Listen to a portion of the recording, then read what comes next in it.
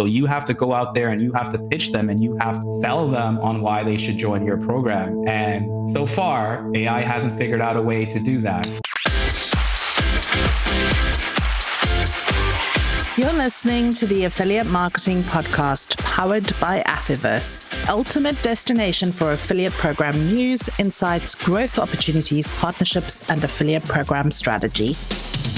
Welcome to this week's Affiliate Marketing Podcast with me, your host, Leanne Johnston. And today I am really pleased to finally have this gentleman on my mic. It is Frederick Chambard. He's the founder of Performance Partners over in Toronto. And we met at a Everflow dinner at a random event, as you do in affiliate marketing. And I ended up having the most amazing conversation with Fred the whole night. We're both agency owners, but just had an immense amount of respect for you. And I thought, I have to get you on the mic. Now, that was almost a year ago. So thank you very much for fitting me into your busy schedule. It's fabulous to have you on the podcast this week. Tell our listeners a little bit about who you are, what Performance Partners does, and give them the backstory of how you got into affiliate marketing. And then we're going to be talking about the evolution of humanistic partnerships in this space. Really big topic this week. But I'm going to hand the mic back over to you now, Fred, to say hello to our audience and tell us a little bit about you and your business. Thank you, Leanne. First off, thanks for having me on the show. Really appreciate it. We've been connected even before we had met a year ago. We had been connected through LinkedIn. I'd always followed you for a long time. And it was great to actually finally get a chance to sit down and build a conversation with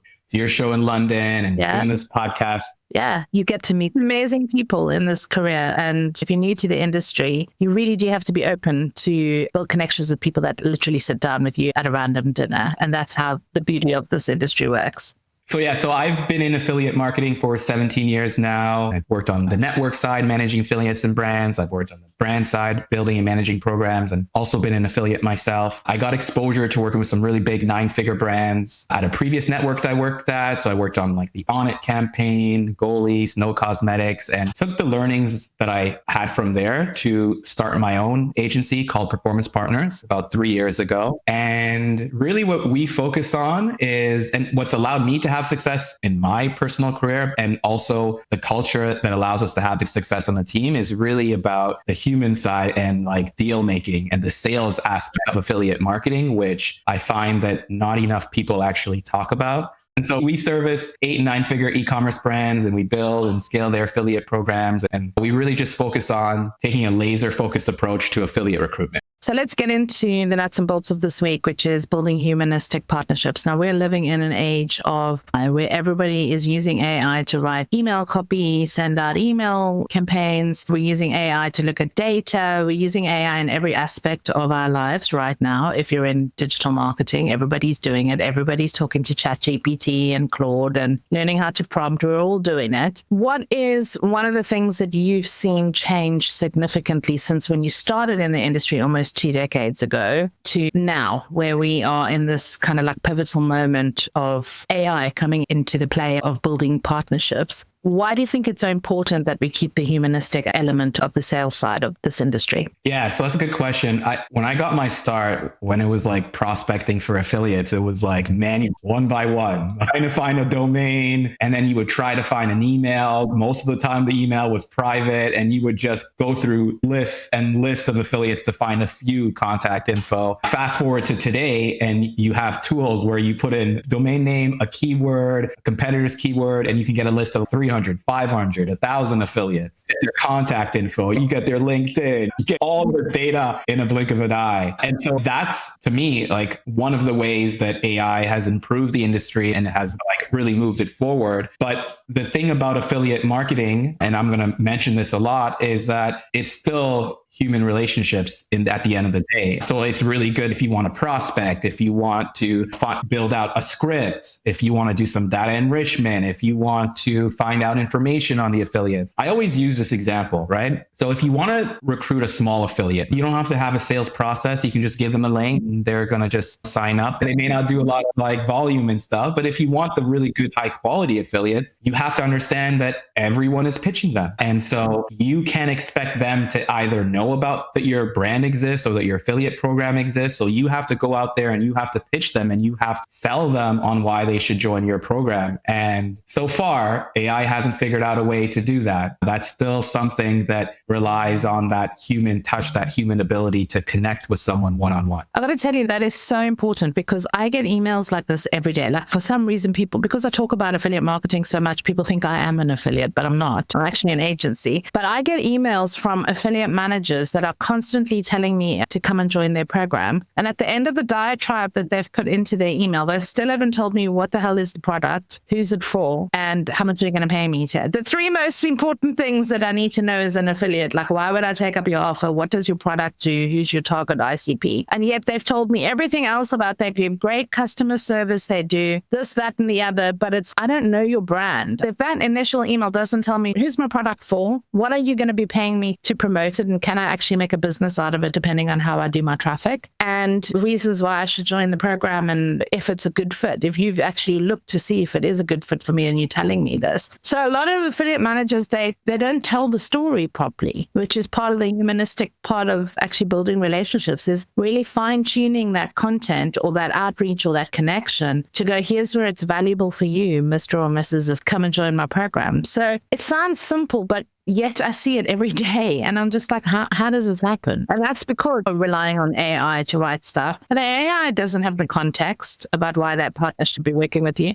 When I attended Elevate last year, there was a really big content creator, and she said she can tell when a brand or an affiliate manager has actually looked at her content versus someone who's just spraying and praying. And so like a simple thing that like I tell my affiliate managers or any affiliate manager in the industry, if you want to get better at recruitment, talk to some affiliate, talk to some content creators, talk to someone like you, and you'll see like the bar is very low. Everyone's just dumping all this info. And when you talk to someone on the other side, like I had a conversation with a publisher not too long ago, and he was like, Fred, I get 50 emails a day. And I think that you have to put yourself in their shoes and understand, okay, if someone's getting all of these emails, what are the most important things that this person's going to care about? And those are some of the things that you just talked about. And so that's just a simple thing where AI, it hasn't cracked it yet. A lot of people will say, oh, I come from this company, and they'll do their brand name. What is it? Is it a product? Is it a hairspray? Is it I don't know, because I've never heard your brand before. And that is just such a simple thing that I see wrong in so many outreach emails. And why I'm getting these outreach emails, I don't even know, because I'm not an affiliate, but therein lies the first problem. You haven't even looked up my website. But yeah, and there's nothing wrong with being vintage. Like what you just described in terms of how you book lists,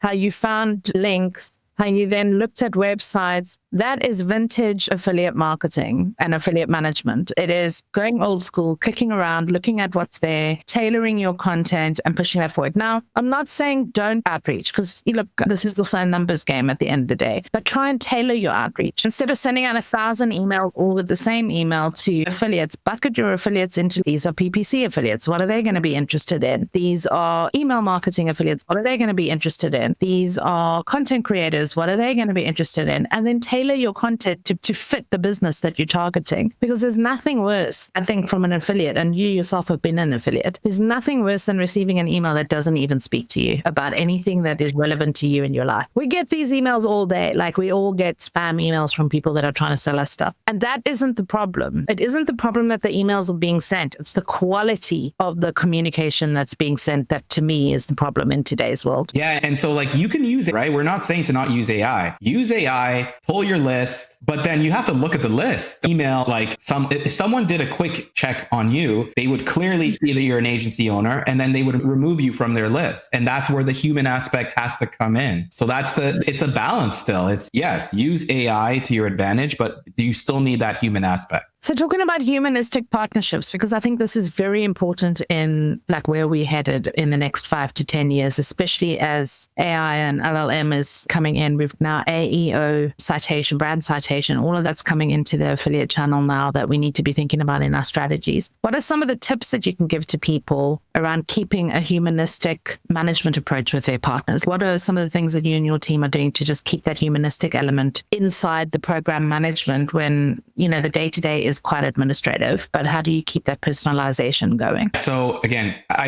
you can call it vintage, but I come from a world where we would do calls with affiliates and it wasn't just all emails and Slack. And I'm not saying you need to get on calls with every single affiliate because that's not realistic. Let's say you're prospecting and you're recruiting and you find a really big affiliate. There's a world of a difference between trying to negotiate a deal with them through email or Slack versus being on a call and they actually get to see your face. They get to hear your voice. They get to hear, no, this is why you need to join this program. Here are the reasons. And so these are the things that we do. So number one is for really good opportunities or relationships and partnerships where we have like revenue going and they're a good partner of ours. We don't get on a ton of calls, but you want to build that relationship because so much of what we do is behind a screen and it's their Slack and email. And yes, there are face-to-face events, but in between those, you want to there's something I learned very young in my career. I worked at a network and it was almost like a boiler room and they made us do cold calls like crazy. And I was shocked when I first started because I wasn't used to this. But as I did it and as I got better at it, I realized it was such a powerful tool to just even back then, it wasn't even Zoom or Google calls. It was just phone calls, just hearing my voice. They understood that I had experience, that I knew what I was talking about, the excitement that I had in my voice. And so that's one thing that we definitely do. And then the second thing is I believe that the way to make money in affiliate marketing is through deal making. And so you have your standard, the majority of affiliates, you'll have your standard commission, your standard terms. But for really good, high quality affiliates, again, like everyone's coming to them. You're competing against networks, agencies, affiliate managers, brands, all of these people are pitching them. And so if you just come to them thinking, okay, I'm just going to send them a link, an email, 10%, and that's it. No, big affiliates, they want to make deals. They want to feel like they're a VIP person. And so you need to get on a call with them, or you need to understand what is it that gets them excited? What do they like about some of the other programs that they're running? What are some of the minimum things that they want to see in this program before they launch and go live? Then you have to go to the brand, give them that info, see where the brand can make some concessions, and then you make deals. And this is actually where the money is made. And there's nothing that AI can do about that right now. This is still human one-on-one relationships. And it's like that deal making, like I'll talk about it till the cows run home. There's a very old saying that a very wise marketer taught me way back in the day when I first started my career. I remember his name was Mark and he worked for a fintech company. And he said to me, Leanne, your net worth is your net worth. That's your net worth. And he was like, if you spend your entire career building relationships instead of just building programs, he goes, doesn't matter where you go, those relationships will follow you. And he is right. So if you're building an affiliate program and you're starting your career, maybe your second, third year in the job, or maybe even 5-7 years in the job, just remember this thing. Your network is your net worth. And in this industry, it's same faces, different places. So if publishers move around, they change jobs, your account managers change jobs. I was speaking to somebody 2 weeks ago and they were at Linkbee, and then 2 weeks later, they were at Forbes.com. So, like it happens. So build your network because you never know when people are going to be moving around. I think the other thing that's also humanistic is do what you say and say what you do. And I know that we're talking about a lot of cliches and we sound old, but it's do what you say and say what you do, because then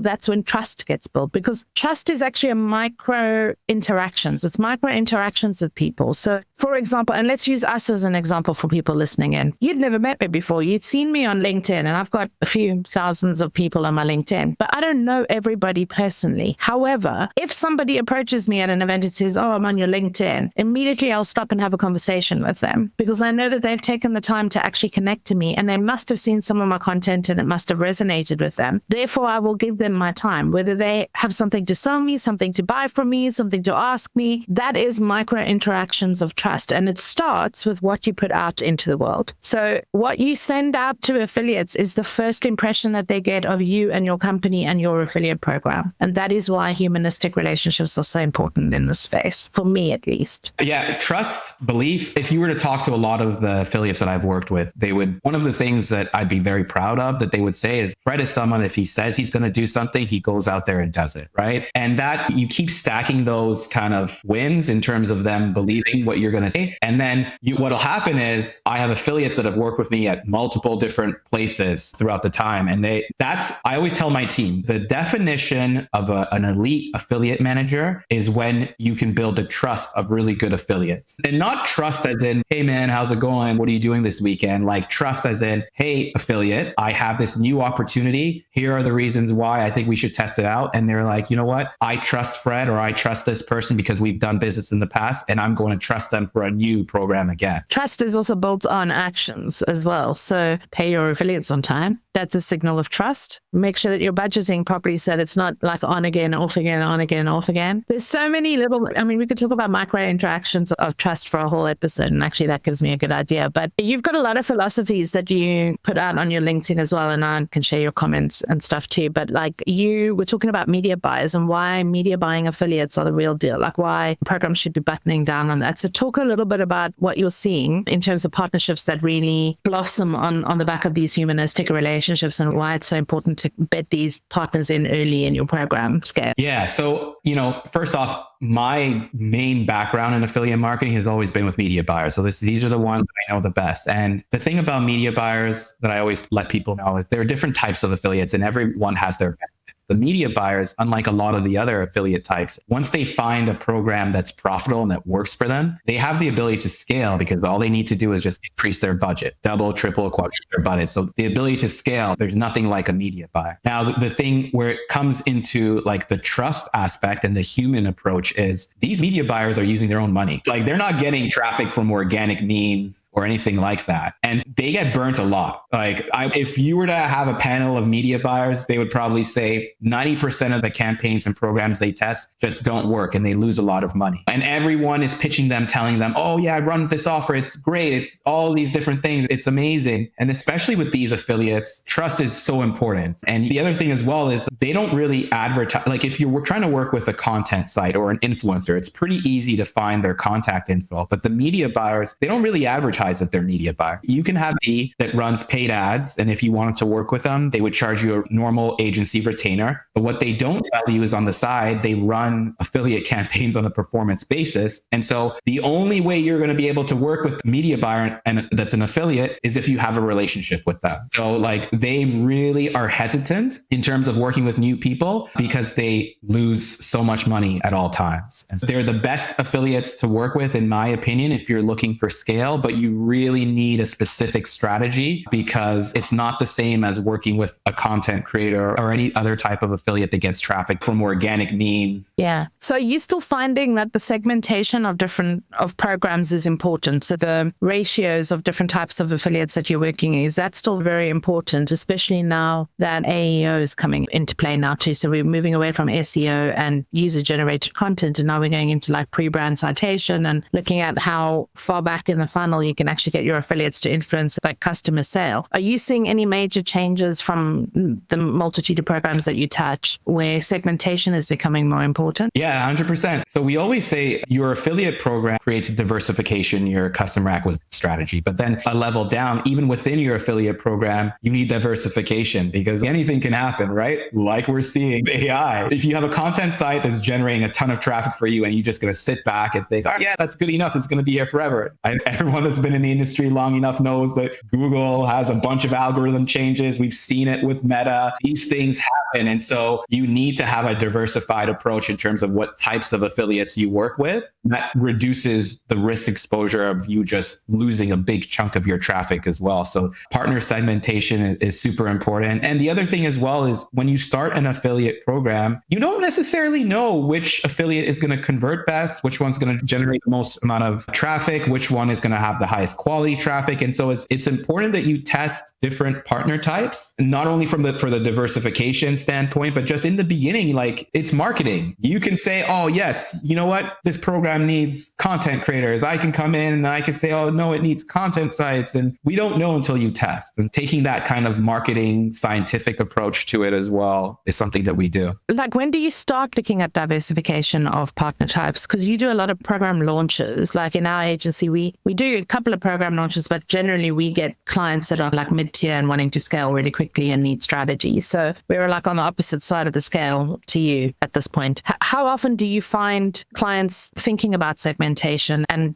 in my mind, they should be looking at that 3 months in. But do you see that only happen 9 to 12 months? They just launch and let everything go and then rectify later? Like, what's the crack? In my opinion, a lot of brands think that affiliates are just influencers and coupon sites. They have no idea. For the most part, you have some brands that have someone that has experience in affiliate marketing or that they come from an affiliate marketing background. But for the most part, we talk to brands and we ask them, in our discovery calls, what partners are you working with or whatever, what ones you want to work with? It's always no coupon sites or we want more influencers. And so we just take it, we're the experts. We have to come in and we have to educate the client and tell them like, this is the strategy. These are the type that we don't want to bombard them with too many different partner types, but these are the ones that we see good results in. So we start fairly early because if it was up to them, they would just go straight influencers, nothing else. Yeah. And that also has problems. So when you're too heavily invested in any one type of affiliate, it can also cause problems for your program as well. Now, I just want to touch on building loyalty in a transactional world because performance is transactional, right? It's you make the sale, you get the commission. So there's always a this or a that's happening, but we're not living in a transactional world anymore. So what do you guys do to actually build loyalty and trust to avoid affiliates like swapping out from different programs? Because there's, especially in e-commerce, like hair dryers, for example, there's the Dyson and then there's like everything else. So like, how do you keep the loyalty with your affiliates in a transactional world where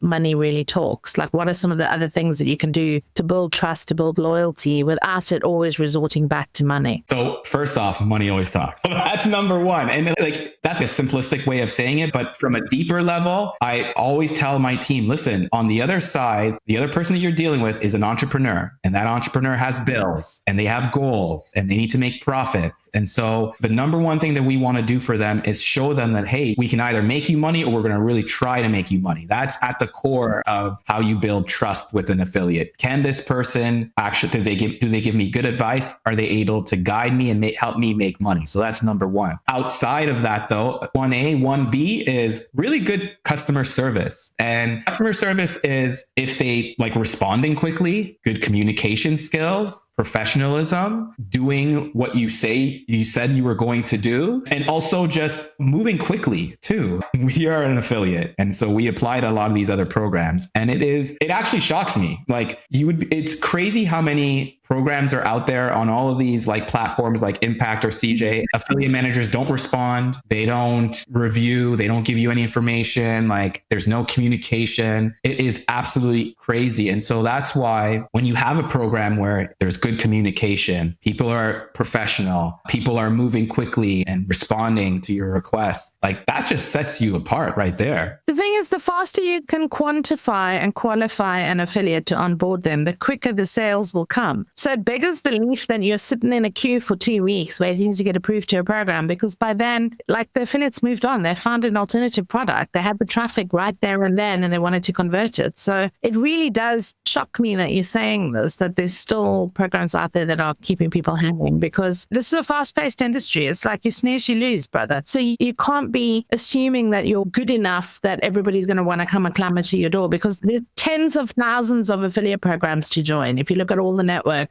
alone and not just like also direct programs, there's tens of thousands of affiliate programs for affiliates to join and send their traffic to. What makes you think they're going to choose yours? Unless you put yourself out there and actually promote your program as well and talk about what your program is doing. I want to dig into kind of like the future of affiliate marketing as you see it, because you do have a broad strokes view of what's happening in the industry across multiple different programs. People are saying affiliate marketing is evolving. They're saying we need to evolve with it. What are some of the trends that you're seeing right now that we can give tips to people listening to this podcast in terms of what the future looks like? And the future could be 12 months from now. It doesn't have to be 5 or 10 years from now. But what do you think the big kind of like hot trends are at the moment?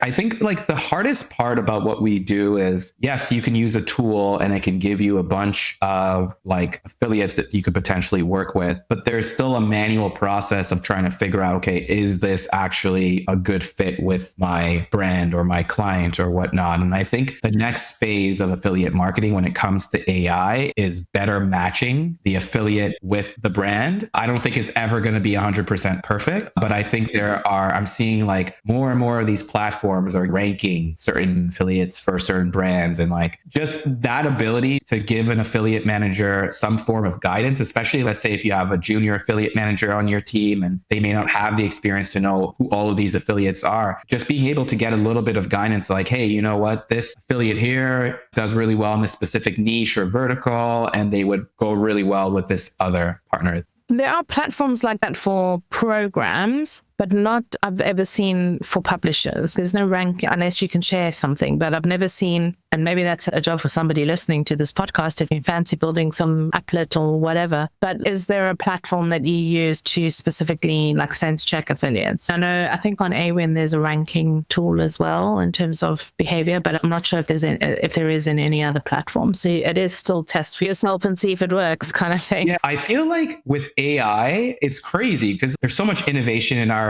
affiliate world, but I don't think anyone's really cracked an amazing tool yet. I think there's so much out there. And even some of the platforms, they have like mini rankings, and some platforms come out with AI. It's a discovery tool. They've got like matching tools and discovery tools as well. But no, you have to go and do the old checks and balances to make sure that the partners are correct. So what about the future? I went to a conference lately and they said that ChatGPT and like Shopify is integrating into ChatGPT. They're going to start running ads on there. You can view that as a threat. Some affiliates are going to view that as an opportunity. This is another platform that they can buy ads on potentially. And that is the biggest platform in the world right now in terms of like monthly users.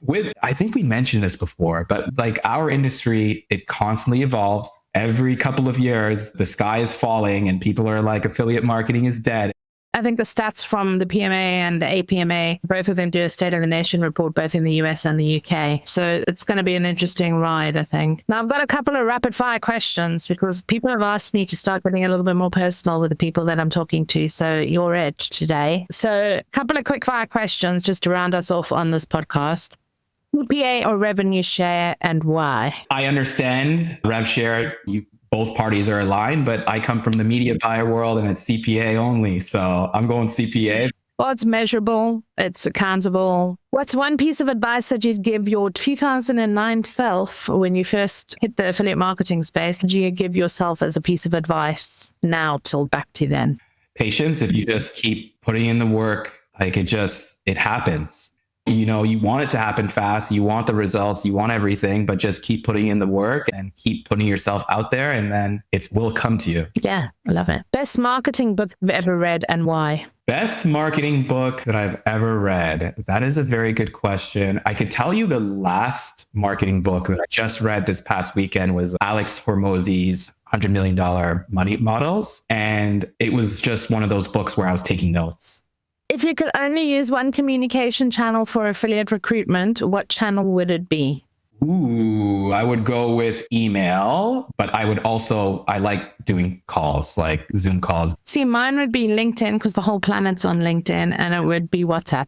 LinkedIn, then I'd get your email, then I'd get your WhatsApp, and that's how we would communicate all the time. Okay. And then last thing, complete the sentence. Boring is better when it comes to operations. You need systems, you need procedures. It's boring. You need to sit down there and go step by step and figure it out. It's not sexy. But it's necessary in every single program because often programs that are failing are the ones that don't have operational strength. But yeah, totally love that one. All right. We've come to the end of this week's episode, but I think it's been quite insightful to understand how human-based partnerships still drive sales and scale in the affiliate marketing industry. And if you'd like to get in touch with Fred, he is awesome on LinkedIn. So join him on LinkedIn. And thank you so much for being on this podcast. I don't know if you want to leave us with one last nugget of advice. Just remember that when you're recruiting affiliates, it's a competition. Don't be lazy. Put a little more effort in, personalize it, and understand that you need to be making deals. Yeah, learn how to be a great salesperson. That's your first skill set that you need to be a successful affiliate manager. Fred, it's been a pleasure to have you on this podcast. Thank you so much for coming on the mic. It really is always a really awesome experience for me to spend time with you, and really looking forward to seeing you again soon.